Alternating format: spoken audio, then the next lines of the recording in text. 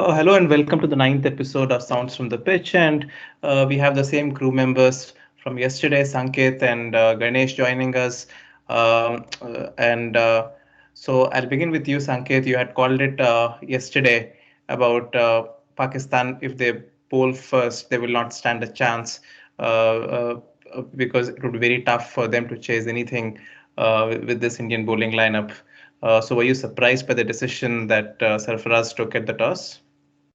I wouldn't say I'm surprised because I think this team management under Mickey Arthur and Sarfaraz they've shown an improved chasing ability, and they've shown that they're more willing to bowl first than some of the past Pakistan sides. And I think they just got carried away by the conditions that were on offer in the morning. It was overcast. There was some grass on the pitch, and the pitch reports were also conflicting. And they probably thought that Mohammad Amir was in great form and that he could, India have a new opening pair, so maybe they could just get a few early wickets and put them under pressure. But I've always believed that these theories like overcast skies and green wickets in limited overs cricket, I think a lot of it is overdone. The conditions are pitches almost always invariably play a lot better than they look, and it's just about getting through the first 3, 4, or 5 overs anyways. So I think Pakistan have got a good top order for once. I think they've got a quality top three, and I think I would have backed that top three to wade through the initial period and then put runs on the board. But I think it was a very defensive move to bowl first. But I wouldn't say I'm surprised because I think this team management is a little bit different to some of the past Pakistani team managements in that sense that they are more acceptable bowling first, which is a good thing because if you lose the toss, obviously you've got to be prepared to do anything that the opposition asks you to do. But I just don't think it was a good choice, and I think this match was pretty much a carbon copy of the 2017 Champions Trophy group stage match between the two sides at Edgbaston. As I was talking yesterday as well, the conditions there were also similar. There was rain forecast, and and I think you lost a couple of overs in the first innings. This time around, you managed to complete the first innings, and then you lost a few overs in the second innings. But it was basically the same story. India managing to play out Mohammad Amir, who was exceptional that day also, and even today, and then targeting the rest and putting on a huge total on the board.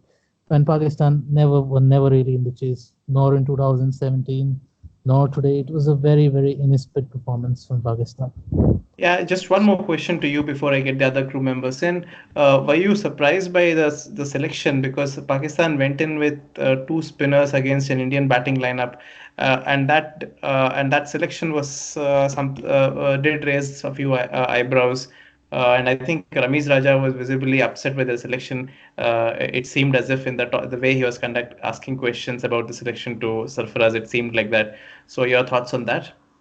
Yeah, I think it was a little bit contradictory, wasn't it? Because you're bowling first because you want to, utilize the conditions that are on offer for the seamers, and then you end up playing two spinners against a side that plays spin bowling really well. So that was very, and especially after you're just left out your extra, you're just left out your spinner against a team like Australia, who are far less comfortable facing the spinners and play an extra quick against Australia, and against India you're going in with two spinners and choosing to bowl first. So again, it was very, very contradictory. I don't really think Pakistan team management had much of a clue about what they were going to do. I think the decision to bowl first was more a case of them wanting to avoid the facing the Indian seamers up front rather than them really believing that they could win. I guess maybe they were really banking on Mohammad Amir to do the job, and then the spinners could possibly come in and turn the screws in the middle order. But yeah, I think the spinners overall, you can say that Ahmad Wasim was the second spinner, and he didn't really do a bad job. I think it was Shadab Khan who was their premier spinner who was disappointing. So I guess in that sense, if they played only one spinner, it would most likely have been Shadab. So you can probably say that it was not really a failure because if they played maybe an extra seamer at the expense of Ahmad, he could have possibly gone for even more runs. And Ahmad also batted pretty well, and just even though it was pretty much irrelevant, but he just probably helped them save some sort of pace towards the end of the match.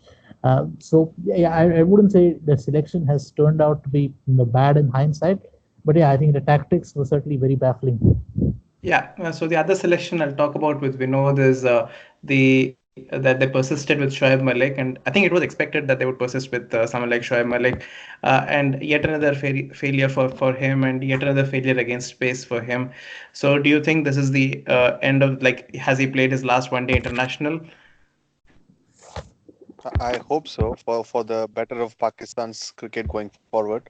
Uh, I think Shoaib Malik's time was over somewhere around the 2011 World Cup. Probably that should have been his last sort of a big tournament for Pakistan.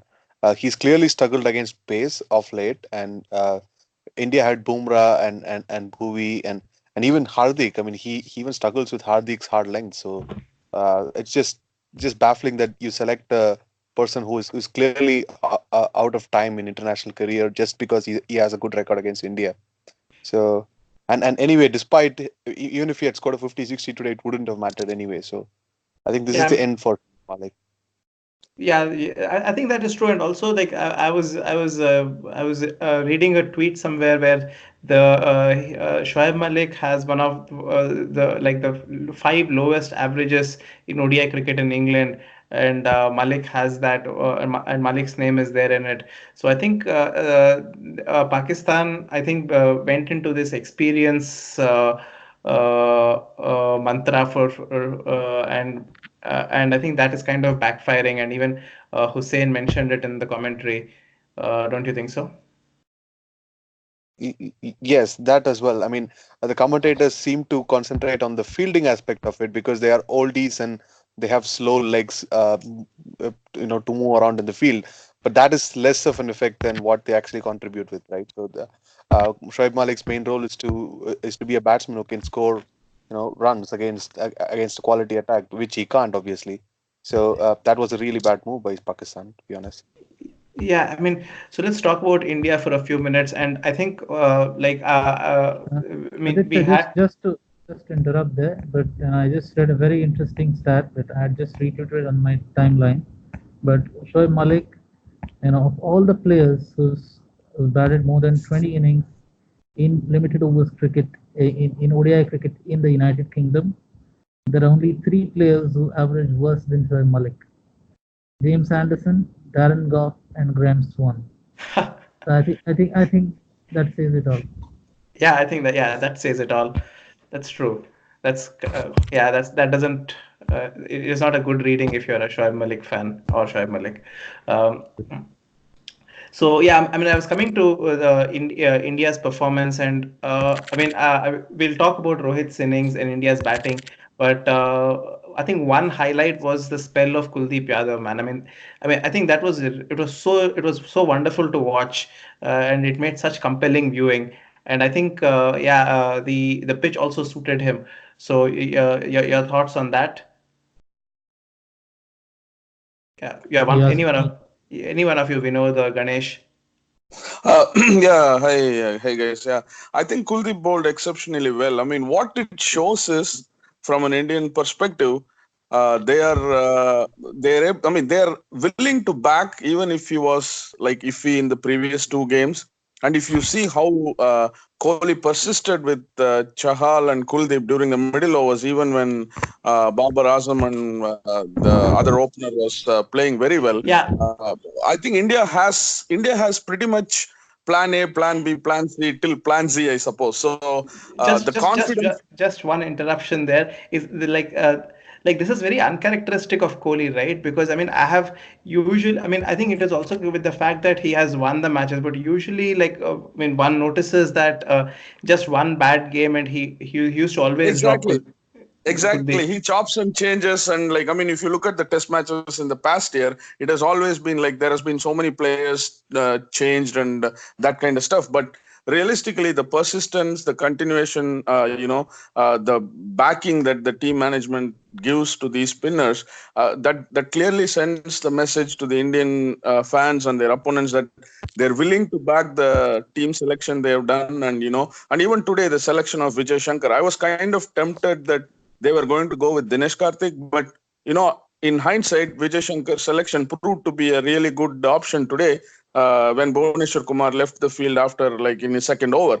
and when he came in and picked up a wicket first ball, and throughout the spell, Vijay Shankar was pretty good looking. I mean, and if you look at it, even if Shikhar Dhawan was to come back in the later stages of the match, what the Indian team will probably do is they're going to probably retain Shankar and maybe drop Kedar Jadhav, in the lineup. So I don't see this Indian team looks really strong in the sense they are they got every box checked, so to speak. So and from a Pakistani perspective today, they played with emotions. The retaining of Shoaib Malik, and they didn't pick up Haris Sohail. And again, like Sanket stated, winning the toss, unless there are two questions a team winning the toss should ask themselves and answer, like how much are you willing to give the opposition, and how much are you capable of chasing? I don't think Pakistan had any of those thought out. They just went by the conditions are overcast. It's gloomy. There might be a possibility of Duckworth Lewis coming in later on, which it happened, but they were never in the contest. I mean, of course, they were the two of the Babar Azam and Fakhar Zaman were batting well, but realistically, they were they were never in the chase, so to speak. So I think it was another clinical performance from India. So it'll be very interesting to see how India play England. And I think India has got most of their tough matches out of the way. They got Afghanistan, Bangladesh, West Indies, and England. I mean, Afghanistan and West Indies would be their test bed to test their bench strength. And by the time they play England, I think they would have. I mean, they'll probably be playing for number 1 or number 2 spot. So I think India looks pretty good to go all the way. Yeah, not sure how much. Just to make a point here regarding the Duckworth Lewis thing, because you mentioned, I've been, this is something that has annoyed me for a number of years now in cricketing discourse, that pretty much every captain or every ex-cricketer or every expert that you talk to, that there is a common misconception among them that Duckworth Lewis method favors the side batting second, and that is clearly not the case. I remember a match between Australia and New Zealand in the 2017 Champions Trophy. And I think New Zealand, if memory serves me right, they got something like 290 odd in 49 overs. And Australia, and there was rain interruption later on, and Australia was set 230 or 240 in 32 or 33 overs. So they were basically chasing 8 an over or close to that after bowling the opposition out for just over on a ball. So and that is something that I've always, and that's fair enough. I mean, you're obviously facing the fewer overs you're facing, obviously the required run rate has to go high. But I just think that the calculation there can be sometimes a little bit disproportionately in favor of the side batting first. And the only time when this Duckworth Lewis equation actually favors the side batting second is when you're batting, and then suddenly there is a match gets stopped midway through the innings, and 20 overs have already been bowled. But if the overs reduction has happened prior to the commencement of your innings, and you're basically chasing down a target in a specified number of overs, then you're likely to face a very stiff target. And also, let's not forget that if there's rain, then the moisture might seep into the surface, and the side batting second might actually have to face tougher conditions. People talk about the spinners not being able to grip the ball, but the pitch might just suit the seamers early on, and I think that's what happened. Even in the Champions Trophy game that I talked about, New Zealand got 3 early wickets, and Australia were on the back foot. And luckily, they managed to get away with rain. And I think the match was abandoned after 8 or 9 overs into the Australian innings. And I think the similar story happened when Australia played England in the 2017 Champions Trophy, the same tournament. A few matches later, Australia batted first, and I think got something like 277. And then there was a rain interruption, and the pitch got spiced up, and Australia got 3 early wickets, and England were in all sorts of trouble. And obviously, because the kind of depth that they had, they managed to win it pretty comfortably in the end. Ben Stokes played an amazing innings, and Australia were not really able to maintain their consistency with the ball. They pitched the ball short, and they just got frustrated and got carried away. And England, in the end, managed to win the match pretty comfortably. But there was considerable sea movement happening in the second innings because the moisture that had seeped into the surface due to the rain. So I think this is a very common misconception of rain favoring sides batting second. I think you touched upon it correctly. I think that if you have if the interruption comes while the second innings is taking place, and I think then it is not that Duckworth Lewis favors batting the team batting second. It is just that I think it is easier for it is like I the I target is think the more system is a visible. little bit flawed. I think the system is a little bit flawed in the sense that I think it hasn't really taken into account for the changes in the game, and it just gives I think way too much importance to keeping wickets in hand.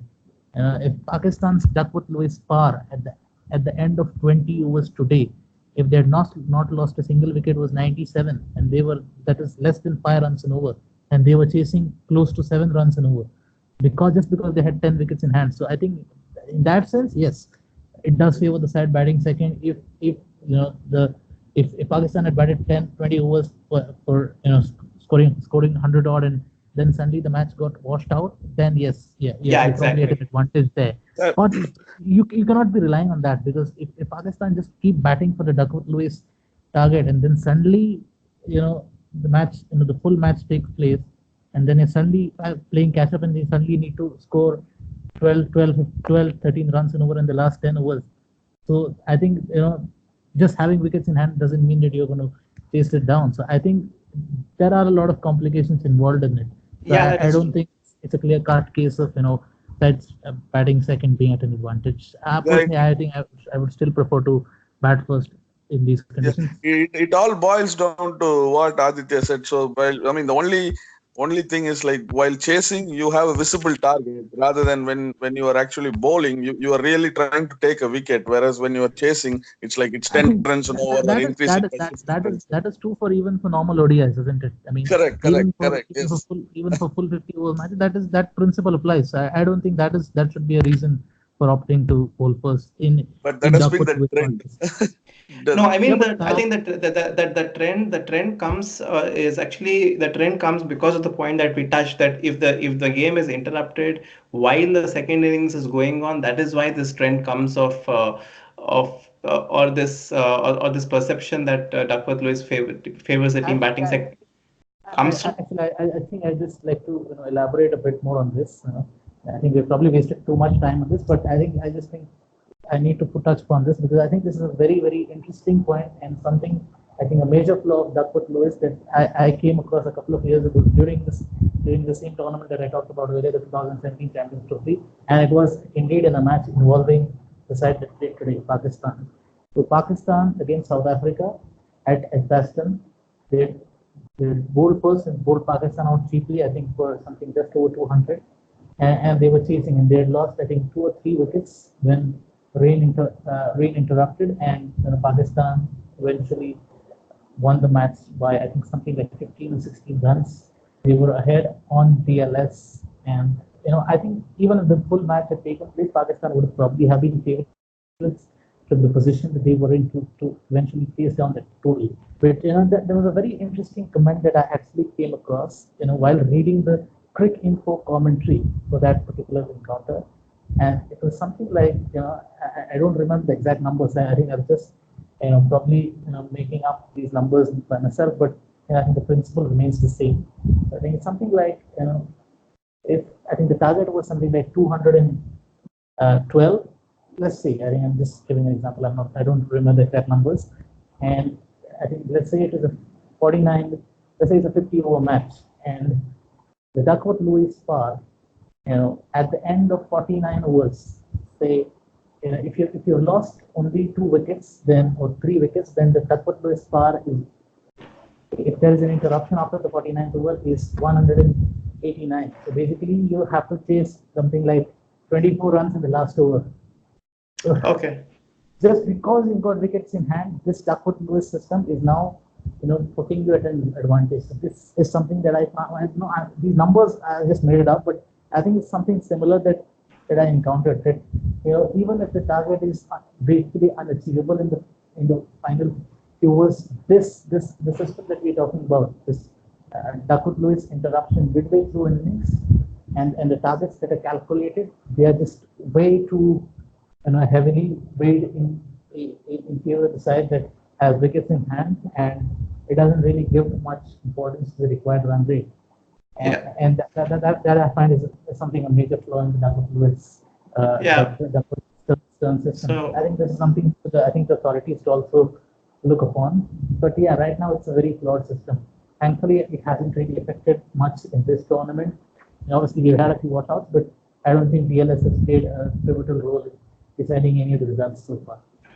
all right. Yeah, I mean, that was a nice brief discussion on DLS, and probably we could have a separate podcast on that too for some time. So let me bring Vinod back in, and now let's talk about the tournament so far. And it almost seems as if the top four teams are kind of running away with in the points table, and uh, Australia, India, New Zealand, and England. It almost seems as if it's a foregone conclusion that they would be the four semi-finalists, and the only thing that needs to be decided is who plays whom. Do you sense the same, or do you see any upsets coming? And have you been disappointed The by way this I read, tournament because of this? yeah. So the way I read the points table right now is India, England, and Australia are sure semi-finalists. New Zealand are almost there, and I think they will be the fourth semi-finalists, obviously. But the only team that can not take the first four position is New Zealand. And for that to happen, West Indies will have to beat New Zealand, and New Zealand will also have to lose to either of Pakistan or South Africa, for that matter. So I think New Zealand are going to make it as well. So based on how I read it today, the top four are obviously going to be the semi-finalists. Because of that, I was looking at the schedule for the next 2 weeks, and ICC have really messed up the schedule. I mean, there's this Afghanistan match every Saturday so far, and there was one yesterday, and there's going to be another Afghanistan match against India the coming Saturday, and Australia's match against England is on Tuesday. And I think the only other good game that you're having on a weekend, apart from the India England one, is I think either England New Zealand or Australia New Zealand, if I Australia New remember Zealand on correctly. Saturday. Australia New Australia Zealand New on Saturday prior to on a India England Saturday. game.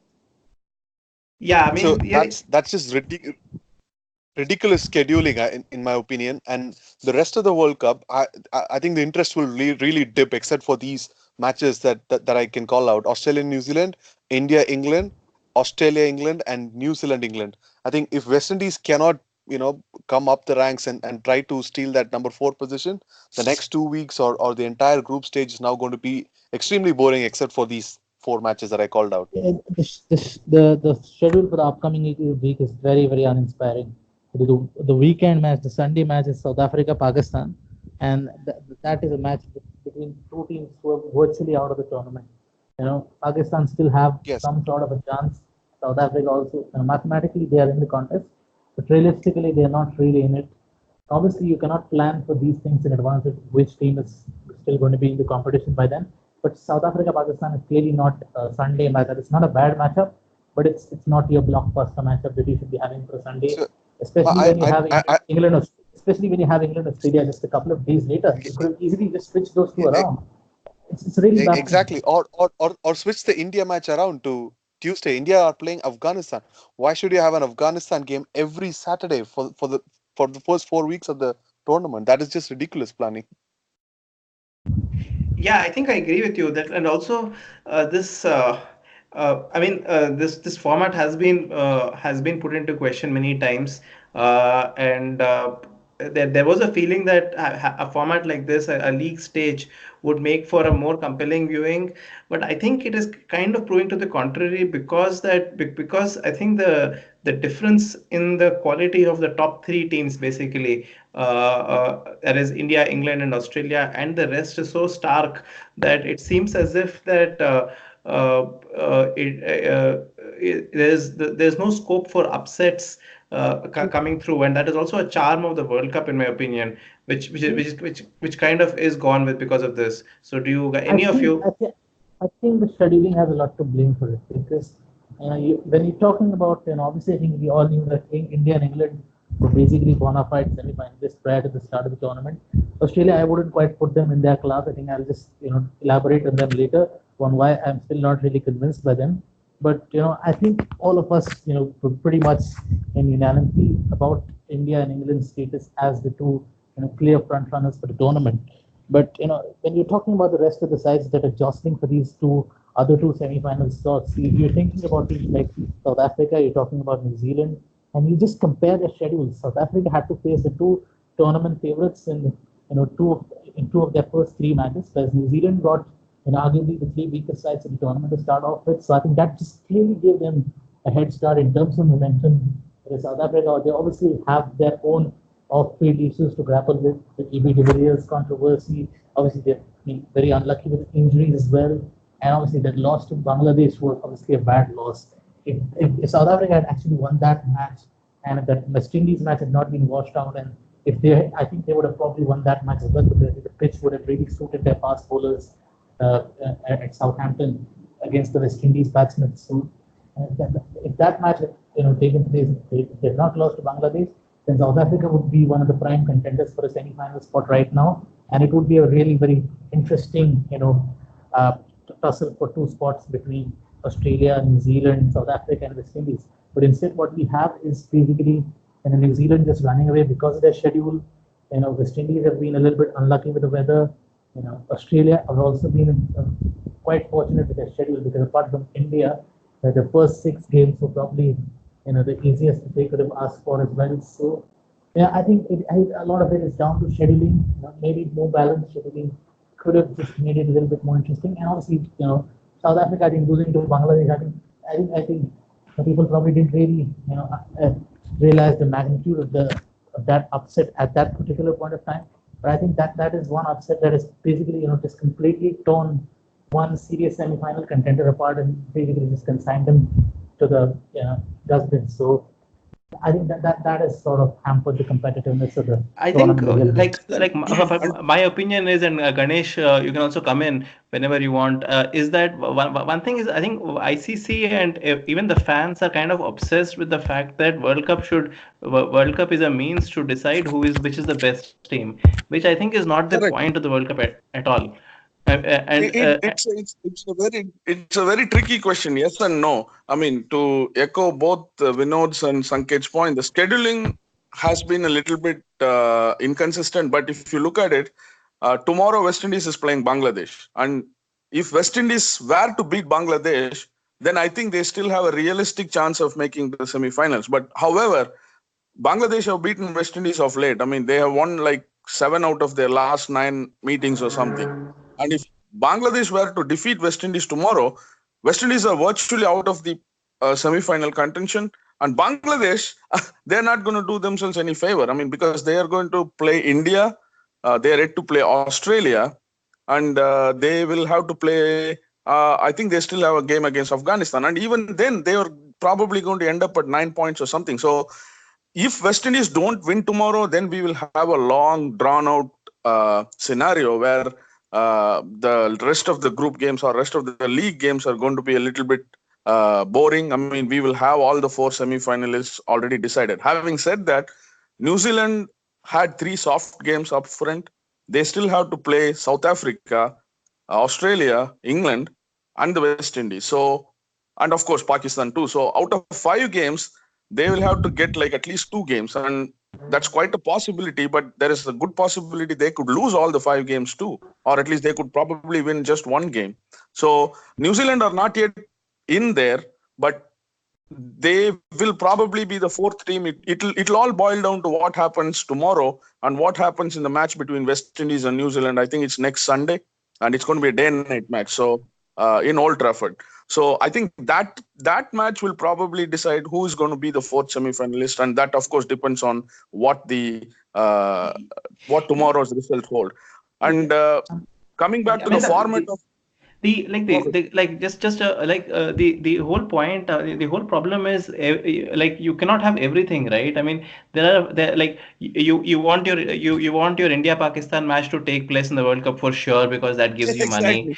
Then you also want a tournament where India plays maximum matches, and I mean that is the reason this format has come about. And then you also want that the best team should win the World Cup. You also want that the semi-finalists and the knockouts, you should not have situations where some random team sneaks through some luck. And if you want all that, I think then it becomes, and then you also don't want the tournament to be too long, which is correct. So and then it now, because you want all these contradictory things together, I think we end up with always a format which is always not too satisfactory in my opinion. which is which is And not popular with everybody. I Which is not think popular I mean, with I mean, I everybody. mean, I don't know why cricket is afraid to go the football route to have a knockout type World Cup. So now I'll let you come in, Sanket, and then Vinod also to comment I about. think I think those I think I'll just cast your mind back 16 years ago to two matches that didn't actually happen, and I think that has probably destroyed the formats and the competitiveness of the future World Cups. And the matches that I'm talking about are Zimbabwe against England and New Zealand against Kenya. Okay. So England forfeited 4 points against Zimbabwe in the 2003 World Cup due to political wranglings because they didn't want to travel to Zimbabwe. They wanted the match to be shifted to South Africa, which the ICC denied. And the same happened with New Zealand when they had to play Kenya and Nairobi. And because of those two results, Zimbabwe sneaked into the Super Sixes ahead of England. Kenya, even though New Zealand qualified for the Super Sixes, but Kenya actually carried forward points because of that, the supposed walkover, which was basically counted as a victory for Kenya. They carried over points to the Super Sixes ahead of New Zealand, and all they had to do was basically beat Zimbabwe, beat Bangladesh in the group stages, and the only top team that they actually beat in that tournament was Sri Lanka, and then they Right. went through to the semi-finals. So basically, that I don't think that was a flaw of the format. I think just these two matches, that these forfeitures, I think destroyed the entire World Cup apart because you have to carry over points. And I think carry over of points is a good system to have because you obviously want the matches to be meaningful in the group stage, right? And that's why I didn't like the 2011 and 2015 formats because just playing one entire month of cricket to just decide your top 8 teams, and then they're suddenly the tournament is basically decided by 3 straight knockout matches, which I don't think is the right way to go about it. I know that you want a knockout style format, but cricket is not similar to football, right? Cricket has probably less than 10% of the teams that football have, which are really competitive. So cricket cannot go the football The way. thing, Let's be very realistic about this. So I think cricket, and I'm all in favor of knockouts, but knockouts have to come only from the semi-final stage. They cannot come from the quarter-final stage onwards. So, so Yeah, I mean, and the thing that's one about of the reasons why I think the 2011 15 formats were flawed, even though they had the same number of teams as the 2003 format. But because this uh, thing that happened in 2003, where this carry forward of points, which I think, in my opinion, is actually a good way to do things. But because these carry forward of points happened by virtue of these walkovers, and these walkovers eventually helped Kenya to qualify for the semi-finals, that format was cancelled, and basically introduced a knockout format, which obviously was, I think, again, a long, drawn out and very yeah, boring format. But in 2007, we all know what happened. yeah, So yeah. that format So, also stayed, and now we are back to this one. So so I think let's bring, that yeah, format, yeah, I think yeah, that format still have been in place today. I think that's still the best format to have a cricket World Cup, where you have enough inclusiveness. You've got 14 teams. You've got a reasonable length of the first league matches, that you're yeah. not playing too many matches, playing only 6 matches, and then you also play the other teams are basically the other qualifiers from the other group. So basically, you're playing everyone before the semifinals. Yeah, that's So a. I think that's a even if good it's point about separate to World 2003 Cup, 2003 World Cup format, which was slightly so. So let me just bring in Vinod also now into this conversation. So what are your thoughts on this and the whole? Yeah, I mean, are you happy with this format and your thoughts on what so Sanket has mentioned? so if you're trying to decide the best team in the world in the ODI format, uh, this format that we have in 2019 is probably the best with a couple of changes that I would make. So this format with an IPL style playoff and a best of three finals like we used to have in CB series in Australia, that's the best way to decide the best team because on a semi final the fourth place team in the league could actually beat the first place team on their day, and they could even end up winning the final. So it's just two That's exactly games what of happened cricket. in So the previous time this format was in place. Oh yeah. yes, that's what could happen this time as well. So that's why I don't like this format from the semi-final phase onwards. Other than that, playing every other team, playing 9 teams and then going to the semi-final, the top four going to the semi-final or the next round is actually the best thing that cricket can do. Uh, but my problem with this is actually the scheduling, not the format itself. It's quite easy to understand that Afghanistan are playing 4 games in 4 weekends. It's not too difficult. I mean, I'm not saying Afghanistan don't are not worth a game in the weekend. I mean, they could have 1 or 2 games, but why have teams like Afghanistan who have to qualify to get into this top 10 play every weekend, whereas West Indies have not played a single game. I know West Indies were also one of the teams that had to qualify, and England just played one game in a weekend, which was last week against Bangladesh. This is just ridiculous scheduling. I think the format as such, as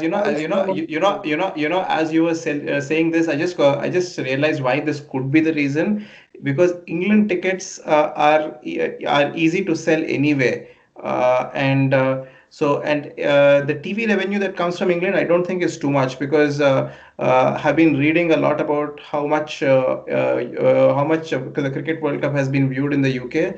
I think Not on on free T to air. it is not on free to air, and the numbers are not great. So England matches they don't need to put on the weekend, because they would anyway be a sellout on the for the stadiums, and TV viewership really doesn't matter. For Afghanistan matches to be a sellout, they need to be on the weekend. I think that could have been the reason. I understood that. So, for example, Australia, England, I know it would be a definite sellout, so they put it on a Tuesday anyway. So it does not bode well with the people who are viewing it all around the world. So cricket is not just about those 20,000 odd people who are visiting the stadium, because these stadiums are not big enough like the ones in India. They hold like 17,000 or 18,000 people, and even the one today that held a marquee game had 28,000 people. Any normal stadium in India would hold definitely more than that. So I think just to compensate your stadium revenue for TV viewership is just not good for the game to be seen by Yeah, everyone in the world. Basically, I at the end think of the day, it all boils down to the broadcasters. That's the thing. I mean, if you look at it, the Afghanistan game happens on a Saturday, and there is another game that's happening. So they really don't want to put an Afghanistan game alone on a single day, except a few days where they could possibly fit it in. So I believe that's the reason they want to schedule 2 games on Saturday, one being the Afghanistan game, which even if it happens or not, the TV broadcasters are still satisfied with the other game that is happening on that particular day. I just think that these days, I think especially ICC tournaments, they're just getting way too much dictated by the broadcasters. Especially, I think this has been happening. I think this more so since Star Sports acquired the rights to the ICC tournaments. I think from the 2017 World T20 onwards, they basically produced the ICC events. Before that, you had Sony was the broadcaster in India. I'm not sure who was the actual producer of the World Team, but basically, I think, and ever since Star Sports has taken over, that basically it has just become an exercise in trying to get India and Pakistan together, to which ICC I think openly admitted a couple of years ago before the Champions Trophy that how both these teams just they were asked I think by one of the reporters and how these two teams are getting drawn in the same group every tournament, and they basically answered that these two teams don't play each other in bilateral series anymore. So this is basically the only chance for fans to see them in action. So that's why they're making this happen. I mean, I don't think they care about fans. I think they care about revenue. And they're basically just trying to market what sells, which is fine to a degree, but you cannot let an entire tournament run as per the whims and fancies of the broadcaster. It is because of the broadcaster that they shunned the reserve days that were there in the '99 World Cup, because due to which you had basically a completely rain-free tournament except for one match which was washed out even in the reserve day. And now I think it's a bit disappointing. I just think I don't think we're heading in the right direction as far as the So broadcasting. Yeah. how If they were, yeah, continue, Vinod. Yeah, if they were looking at revenue, I mean, we also talked about the format. If they were able to get into a format like an IPL style playoff and an additional couple of finals, right, the best of three finals, you'd have possibility of three extra games, all three of them being a sellout, and a lot of viewership for all three of those games is possible. So that could actually bring in more revenue if you make a slight change to this format, because all three of those games are really important, right? I wouldn't be in favor of that. I think the IPL. World Cup final is a World Cup final. I think you cannot have best of Yeah, three final. exactly. I think playoffs I can understand. Instead of semi-finals, you can have playoffs, which would basically mean you one extra game. But I think final has to be the one particular final. You cannot have a best of three. I think try a series, CBC. That's a completely different ball game. But World Cup final, you look at any sport around the world, and you have one final. It's one and done. That's why it's called a final. So final has to be. Yeah, Yeah. So, I think I'm in and agreement. The IPL format playoffs is very good because you have to reward the team that wins the league, basically, which they should be given, at least the top two should be given an opportunity to qualify for the final or take a shot at getting to the final two times, and the 3-4 should play out as an eliminator. But the final should be a final. It's a World Cup final. We get a lot of upsets. India winning the 1983 World Cup, or even the West Indies winning the 2012 T20 World Cup. So those are all even the upsets that IPL has we remember. even the IPL has one final, right? So Exactly.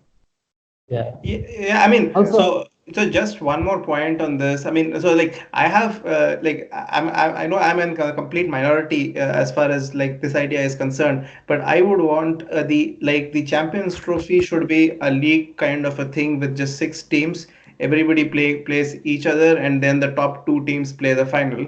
So now you have the kind of format which people would like, where everybody is competing with each other in league format. And World Cup could be a one where there is a lot of element of luck in it, with a fairly large number of teams and a more inclusive World Cup. So I mean that would be my way of satisfying both things, where Champions Trophy becomes the medium to select the best team, and World Cup becomes a medium to grow the sport and other things. So I'm all for growing the sport. I'm all for growing the sport. I think, and as I said, I think the ideal format, in my opinion, is the 14 team format. I don't think we've got more than 14 teams right now that are good enough to compete at the World Cup. Maybe you can have 16 teams, and then maybe you just have to tweak the format a little bit. Right now, I think 14 teams, two groups of seven, top three going to the Super Sixes. That's exactly what we had in 2003. With carry forward of points, I think that would be the right way to go about it. Sadly, that 2003 World Cup was sabotaged by the couple of four pieces that I talked about, but those were exceptional circumstances, and that's something that's not going to happen again. So I think that also satisfies the best of both worlds, because you have enough teams, you're growing the sport, you've got enough inclusiveness involved there as well, and you also have a team basically gets six chances in the group stage. So even if one match or a couple of matches get washed out, you're not knocked out like Australia were in the 2017 Champions Trophy. They had a couple of washouts and they were out of the tournament. That's not going to happen when you have six matches. But it's not that like you have nine matches and you basically it's becoming a foregone conclusion halfway through the group the round robin stage, like it is like it seems to be happening right now. So yeah. you get, I think, a reasonably decent length tournament, and you get more matches, you got more teams, and the best teams also have a fair amount of opportunity to compete. And the luck factor is also reduced, but it is perhaps not quite as not quite as pronounced as it is in this format. So that's what I think. All right. So do any of you else have anything to add on this format issue and anything else, or? The only thing I would say is, like, I mean, 20 years ago in the 1999 World Cup, they had reserve days. But today, or at least 2019, we don't have reserve days. And Dave Richardson, the ICC CEO, gave out a statement saying it will be a logistical nightmare to have reserve days. And my my point is, that is the reason why there is a governing body, and there is going to be logistical challenges. And that is the reason why you are delegated to manage this project or manage this event. So hire more people or hire more ground staff, cover the entire surface like they used to do it in Sri Lanka. Try to get as many matches as possible, even if it is 20 overs. I mean, there is no point saying that it's raining, we are going to abandon the match and a washout of 4 games out of 21 that has happened. That's like almost a 20% rate. Doesn't augur well for the tournament. I mean, you're not helping anybody. And for instance, this washouts, I don't think this will have any impact in the end stage. We wouldn't be sure until we get more matches, because Pakistan, Sri Lanka, I thought was a pivotal washout. I mean, more than Pakistan, Sri Lanka, the Sri Lanka, Bangladesh, I thought was a pivotal washout, because I realistically thought Bangladesh would beat Sri Lanka. And if that had happened, they would have been a genuine contenders for the semi-final. So it's a poor advertisement for the game. It's going to cost them more. There's going to be a logistical challenge. Yes, there's going to be a logistical nightmare moving the crews around, but that's why you are there, and you are interested with running the game. I think someone made a very good suggestion the other day, that instead of having reserve days for every single day, which might not be feasible, you could just probably have a slightly longer break from the conclusion of this round robin stage and the commencement of the knockout stage. You could probably, instead of the 2-day gap, maybe you could have a 5 or 6 day gap, and those 5 or 6 days can basically act as reserve days for all the matches that are being washed out. And if you just play all the washed out matches during that particular period, and what is the worst that could happen if the broadcasters are not ready to broadcast those matches, or anything of that sort, let the matches not be broadcast. At least, it's better to have the matches take place and teams get a fair opportunity to qualify, because anyways, if the matches get washed out, people are not going to get any action anyways. So even if the match is not getting broadcast, all right, let it be. You can just play the matches, and the team that wins can obviously get those 2 points. So I think that's the worst that could happen, right? So I think anyways, it's not like you're getting cricket with a washout. So might not as well broadcast it, but still ensure that the cricket actually takes place. I think Bangladesh has every reason to feel aggrieved with this washout against Sri Lanka. So yeah, go ahead, Aditya. Sorry. Yeah. I think yes. I mean, I think that I mean, I read that suggestion too, and I think that does seem a reasonable solution. I'm not. It probably won't be as much of an issue in the next World Cup. It's in India. It's in February, March, and I don't think there will be rain. And maybe the only places where you could see some rain is Bangalore, I guess, and Dharamshala. I think these are the 2 places where you might see some rain. Otherwise, I don't think World Cup in India will be affected by rain whatsoever. I think even at the 2011 World Cup, which was played during the same time period, there were no washouts whatsoever in India. There was only one washout, and that was in Sri Lanka. And even Sri Lanka haven't seen any washouts. I think they've seen only 2 washouts in international cricket over the last 4 years. I think Andrew Fernando, the Sri Lankan correspondent of Cricket Info, mentioned this on Twitter, and there's an article written on Cricket Info as well. And the Sri Lankan Cricket Board has actually been very efficient. Whatever their other issues might be when it comes to their own cricketing thing, but as far as the weather management is concerned, they've done a very, very good job, and they've got really good ground staff as well. So maybe, and I have not read the complete article yet, but I think that's something for the ICC and the ECB also to take a cue. I mean, Sri Lanka having a good ground staff also stems from the fact that labor is quite cheap in Sri Lanka, which is not the case in England.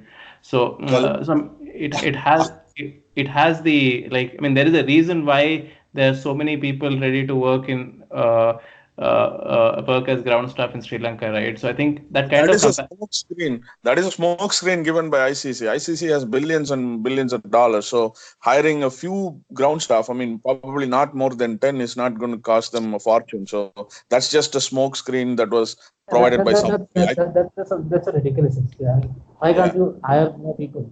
It's a World Cup. I mean, the World Cup happens once every 4 years. Come on.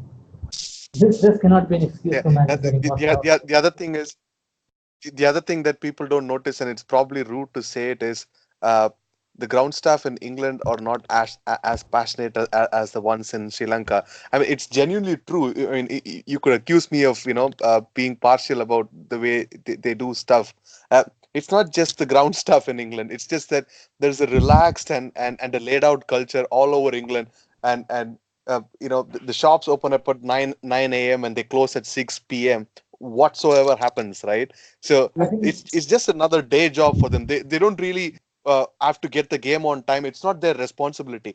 I'm not saying they not of don't that. do their work. They still do, but it's not their responsibility to get the game going. Do you see what I mean? They That's the don't have the mentality passion. that They don't carry the passion as they Sri don't Lankan they don't carry the also. passion to Yeah, exactly. cricket is That's just basically the a culture niche sport here. in cricket is basically a Yeah. niche sport in England, isn't it? So it's completely different in the subcontinent where it's almost a religion. So I think that somewhat plays a part as well because in England the major sport is football, and football is not something that's affected by rain. So I guess that's probably one of the reasons why the English people are not quite as well equipped to deal with it. But that cannot be an excuse that can be used by the ICC because for an ICC tournament, ICC ought to have more ground staff. They can. There's no absolutely no reason why they can't hire people from outside and have them. Why can't they hire the Sri Lankan ground staff for these tournaments? Why can't they improve the quality of the technology? Why can't they cover the entire outfield? If you're not ready to introduce reserve days, the least that you can at least do is you can probably extend the timings, the cutoff timings. Why can't you convert a day match into a day-night match? Every single venue in this World Cup has floodlights. So I think if the broadcasters are not ready for a reserve day, surely they will not mind, staying for a That couple of extra hours and broadcasting a day-night match instead of a day match. Surely it's better than a match not taking place at all. Yeah, I there think are at too the, many niches about the game as well, right? The one of the things that somebody mentioned in Twitter was the toss has to happen after the pitch inspection and the covers are taken off.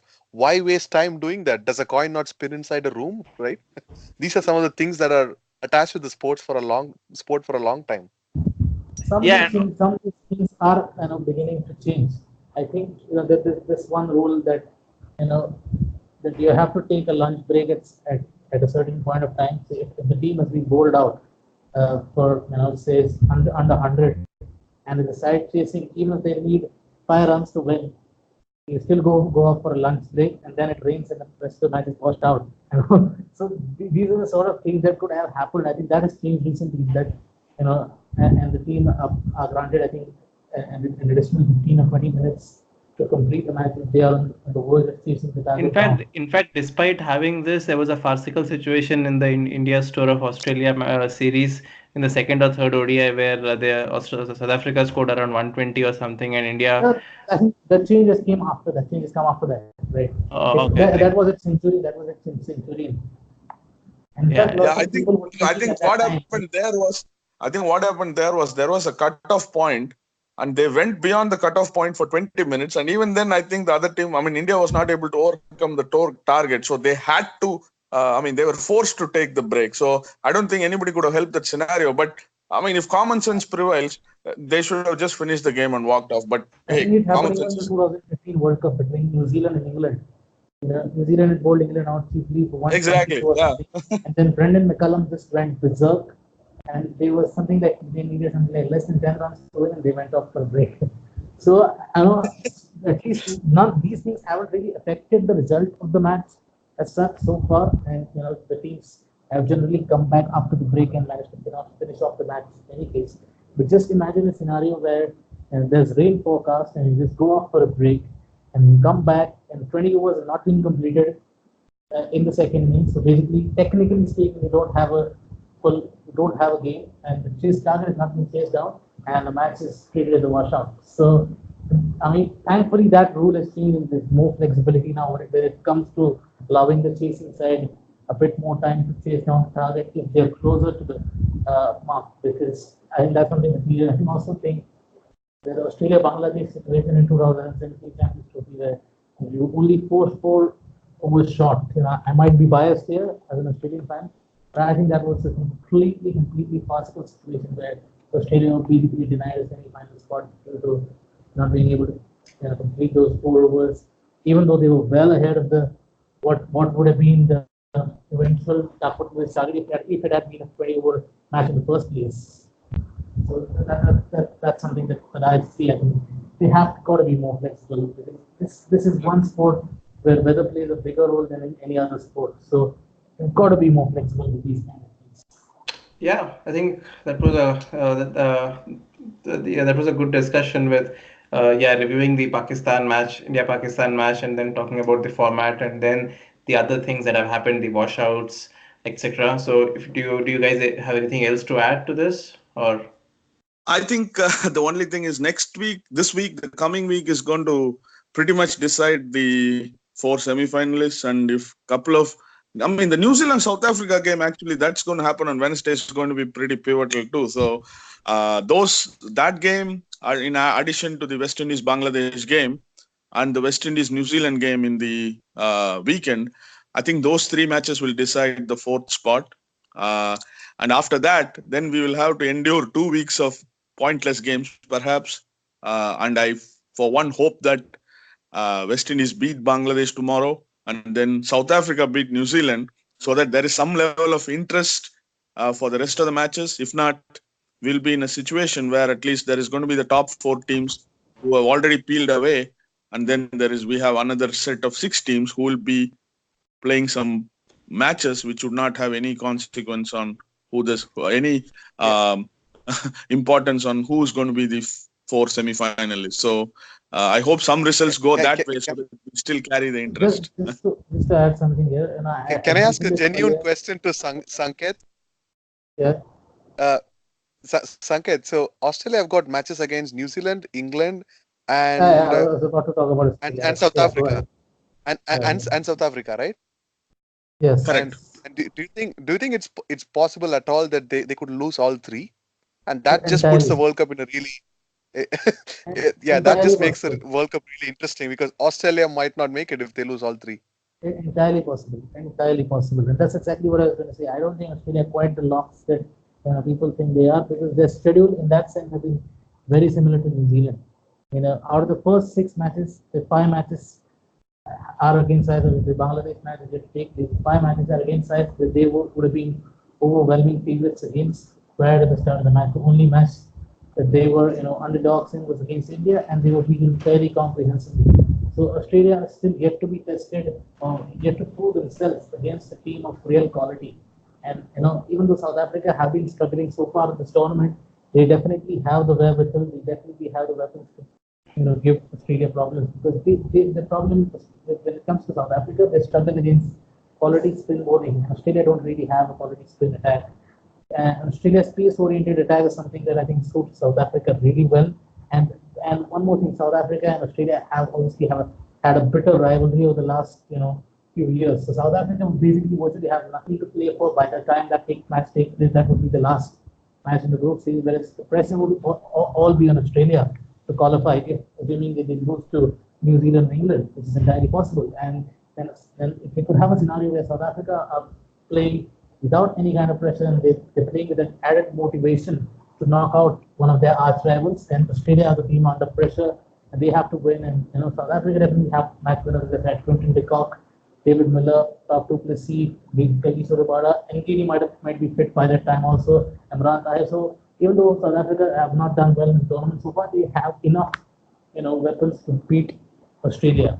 So I don't think that is a easy match for Australia by any stretch of imagination. England obviously start off as overwhelming favorites against Australia. The New Zealand game is again another tricky one. I think New Zealand have also, in many ways, very flawed side, and they have had a very soft run so far. I think the batting is heavily reliant on a couple of guys, Kane Williamson, who again hasn't been at his fluent best in the tournament so far, and Ross Taylor. Martin Guptill hasn't been, in great form, and the second opener is also not very settled. Their bowling tends to lose a bit of sting after the new ball is played out. So they have their own issues as well. But again, I think if luck goes their way, Australia and New Zealand are very similar in that sense. Australia's bowling attack is again highly new ball oriented. Once you play out Mitchell Starc and Pat Cummins, third seamer is very ordinary. The spinners are not really. Adam Zampa is not bowled well. Nathan Lyon doesn't seem to be in consideration, and I don't know what is happening with the all-rounder situation. Playing Maxwell as a fifth bowler is not really a very smart play, in my opinion. So I think Australia have a lot of issues right now, and they're definitely not a side that I think I would say that will definitely win all those three, even one of those three matches. It's entirely possible they could win all three. I think even the Bangladesh match, I don't think it's as straightforward as people think. You can call me a pessimist here, but Bangladesh beat South Africa, and they batted first and scored I 330. was going to ask that question actually. Australia have a game against Bangladesh too, right? Yes. It is possible that there is an upset. I mean, it's highly unlikely, but it is possible, right? I think it depends on the toss. If Bangladesh bat first, then they have the batting to score 300 plus against this Australian attack. Because as I said, the Australian attack is actually very similar to the one that they faced against South Africa. And South Africa also had a very good new ball pairing in Rabada and in Didi, and then they had a bit of a lull. In fact, South Africa probably had a better attack because they had Imran Tahir in the middle overs, the quality spinner. Australia don't have anyone of that class bowling in the middle overs. Basically, after Stark and Cummins, if they can survive the first 10 overs with loss of not more than one wicket, then they could really, really tear into this Australian attack in the middle overs and at the death as well. And if they get anywhere over 300, even though Bangladesh bowling attack is not the greatest, and you would still probably fancy Australia to chase it down. But 300 plus chases in World Cups are never really straightforward. So anything could happen. Yeah, that West Indies Australia match. I mean, if the results had gone to West Indies, that would have set the cat amongst the pigeons, and that is why Australia seems to be in a comfortable position now. And Even Pakistan, right? even the Even Pakistan the match, yeah. Pakistan basically had Australia at their mercy and then threw it away, thankfully. But yeah, honestly, as a fan, Australia's performance haven't given me any sort of confidence. So I think I was quite optimistic about the team's chances after the conclusion of the India's ODIs, where they won 3-2, then they smashed Pakistan and the UAE. But I think the performance so far in the tournament has been very, very uninspiring. The tactics are horrendous. I think it's some of the worst tactics that I've ever seen from an Australian team.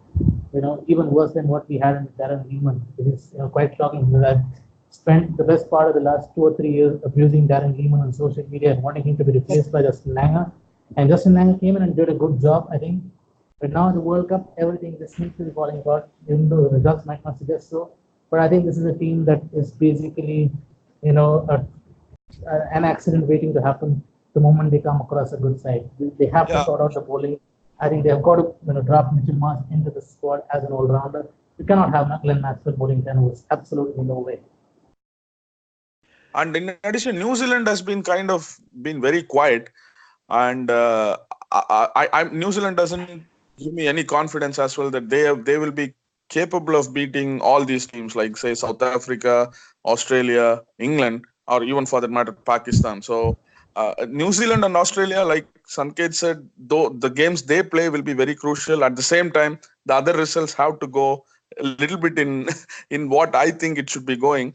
So that we have a better league phase for the next couple of weeks. Or else, Always if West Indies beat Bangladesh. exactly, West Indies lose to that's where it Bangladesh, should then start. West Indies should beat Bangladesh. That's where if it should West Indies start. lose to Exactly. Bangladesh tomorrow, then the maximum points that they can get to, I think, is 9. Because I'm pretty sure that they'll lose to India as well. So that would mean they've Yep. lost 4 matches and had 1 washout. So the maximum Yep. points that they could get to is 9. So if Australia even beat Bangladesh after that, then and lose the last 3, then we should be through. So tomorrow's match is very crucial. I am personally rooting for Bangladesh for that specific reason because I am not really confident in Australia's ability to win any of their last 3 matches right now. But yeah, for the sake of the tournament, West Indies win is definitely very, very important tomorrow. So there we have a Bangladesh fan rooting, and I have a West Indian fan rooting here. So there we go. I'm not a Bangladesh fan. Don't call me Well, that. I'm just, I think I'm Australia, just. I Australia know, has reduced me to you're an Aussie fan, but I need somebody to root against my team. So Australia Yeah. have reduced me to this. I never thought I would ever root for Bangladesh, especially against West Indies, who happen to be one of my favorite teams. But yeah, Australia currently give me no confidence that they can win more than one of their 4 remaining matches. Yeah, I'm an Indian fan, but the India West Indies game, I'm going to root for West Indies. Just Yeah, but I mean that's assuming that I think India would have qualified by then. I think so. Yeah, Yeah. India India already would have qualified. qualified. That's why I'm Come rooting on. for West India have Indies. already I'm qualified. hoping Come they on. take that game Let's easily not make any bones and lose about it. it. Yeah. that would India have had a tough be, schedule to start off with. and that would set the table. That would twist the tables too, because if somehow West Indies pull off that miracle, then then it's completely the tables are twisted basically. So New Zealand, Australia, everybody would be under pressure to beat some other teams or within themselves. So yeah, that'll be an interesting match to watch out. I So. think the only match that is important for India right now is going to be the match against England. That will virtually decide, I think, who tops the table, and whoever tops the table will probably get a slightly easier team to face.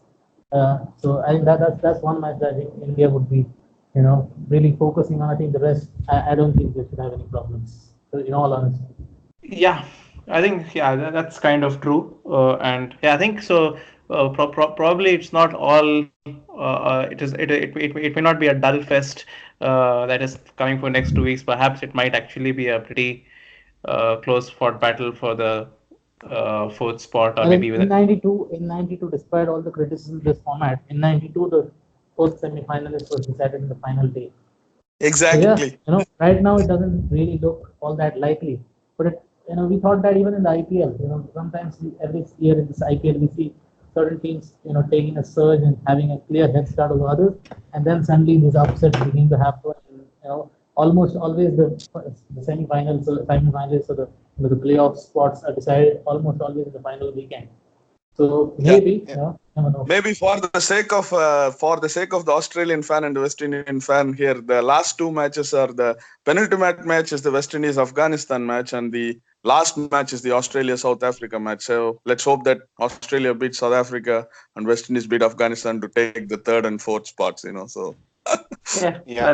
So we have changed the tone of the podcast from being utterly pessimistic about the quality of the World Cup going forward in the league stages to utterly optimistic about every team losing to every other team and making it highly interesting. So that's a good way to end the podcast. Yeah. Thanks a lot, guys, for joining. Perhaps after the next Sunday game, we might have one more of these. So yeah, thank you. Fun. Yeah, Great see you. discussion, guys. Yeah, See bye. you.